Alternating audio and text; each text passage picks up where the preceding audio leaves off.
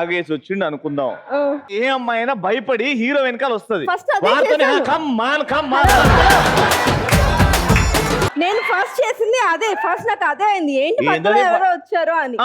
తర్వాత నువ్వేం చేసావు? గాలిపటాలు ఎగరేసావు. అదే నేను ఆడొచ్చు, నేను మొగండి కాబట్టి నీ మీదకి వస్తున్నాడు. ఇట్లా నడుము ఇట్లా అంటున్నాడు. యాంకర్ కాబట్టి నేను ఎగరొచ్చు. నువ్వు యాంకర్ కాబట్టి ఎగరొచ్చు కదా. స్టూడెంట్ కాబట్టి స్టూడెంట్ తో కలిసి డాన్స్ వాడు చేయొచ్చు. స్టూడెంట్ లో ఉన్నాడు, ముగ్గురు పిల్లల తండ్రిలో ఉన్నాడు.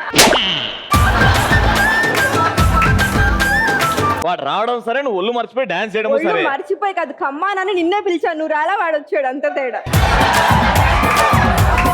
అంటే నేను రాకపోతే వారితో అడ్జస్ట్ అవుతావా? లేదు రవి, వాడు అట్లా వస్తుంటే hello what is this non sense SHE Team go get out అనాలి కానీ.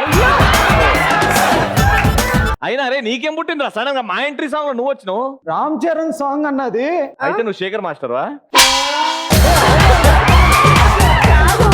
రామ్ చరణ్ సాంగ్ నేను చేస్తున్నారా, బానే ఉంది కదా, నువ్వు మధ్యలో చేంజ్ చేసినావు. నువ్వు రామ్ చరణ్ లాగా అనిపించావు, తను రకుల్ ప్రీత్ లాగా అనిపించు. రకుల్ ప్రీత్ కాదు,